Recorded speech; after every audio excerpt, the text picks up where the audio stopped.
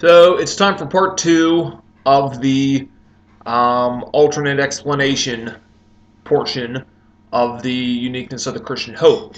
So we left off, we looked at the swoon theory and how that just isn't tenable. And we were looking at the hallucination theory. And, did a grief stricken Peter and a guilt stricken Paul have a hallucination that Jesus somehow appeared to them? Um, I guess Peter. All right, that's plausible.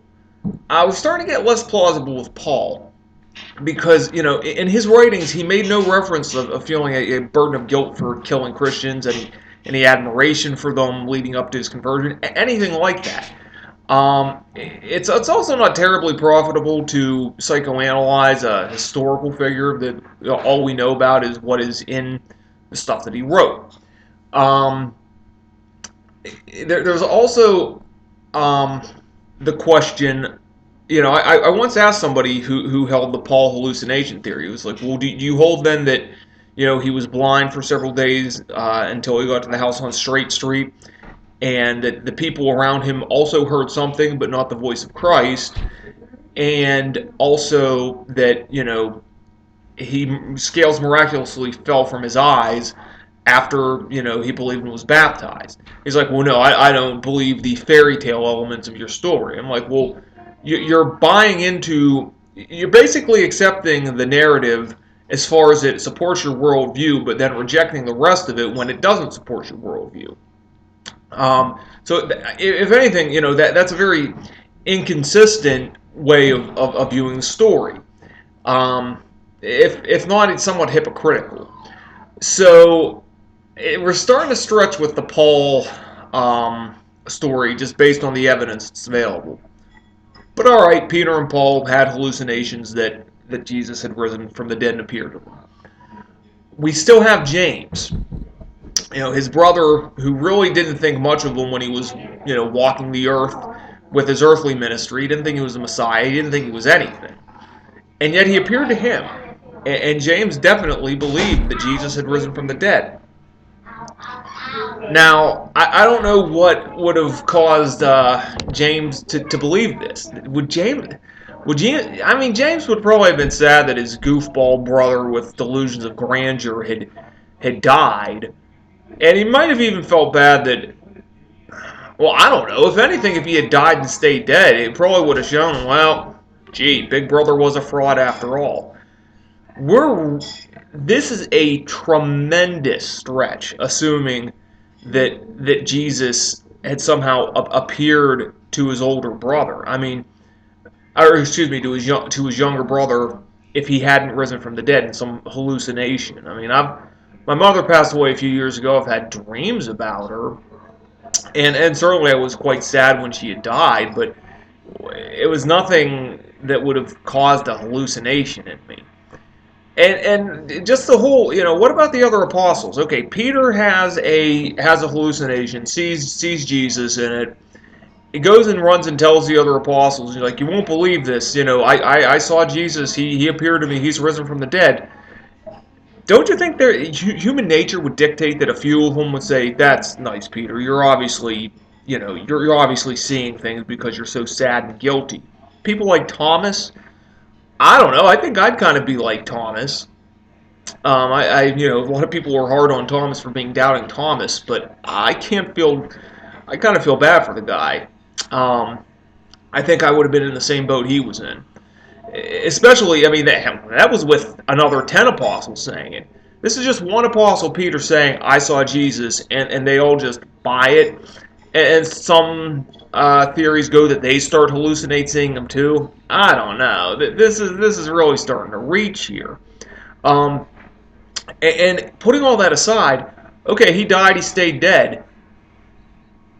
If he was buried, and I fail to see why you'd make up a story about him being buried in, the tomb of a member of the Sanhedrin, Joseph of Arimathea. That's a strange tomb to just gin up a story to put him in. Jews would just be taking people to the tomb like, well, no, he's really not. These people were just crazy people who were having hallucinations. There's the body. Take a look. Don't go believing this foolishness. And in a previous video, and I'm going to put it in the info bar, I pretty much addressed that the empty tomb, I think we could safely take it as historical fact. That tomb was vacated. And proof positive of that, aside from all the stuff that's written in the New Testament, is a conversation between a Palestinian Christian, Justin Martyr, and an Israeli Jew, Trypho, in about 150, where Justin is saying to Trypho how, the Jews had to make up a story where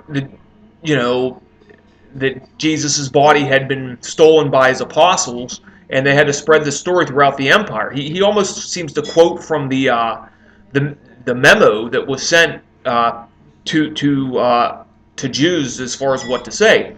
And Trypho certainly acknowledges that, he doesn't deny it in the least that this happened. So I think we can safely assume that the tomb was in fact vacated, which also kind of destroys the hallucination theory. One more thing, it's like I mentioned in the Apostles Were They Frauds video. What about John? John definitely believed that he saw his risen master, and there's no evidence from his writings or anything that there was a personal appearance. It was just when he appeared with the other apostles.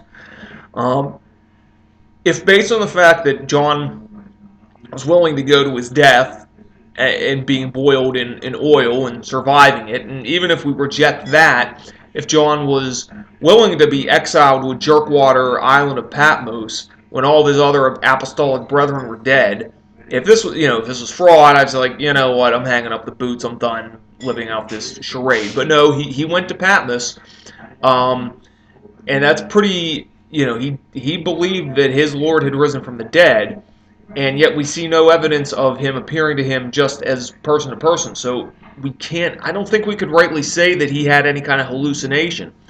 He saw him appear, he saw him eat fish, at least according to his gospel.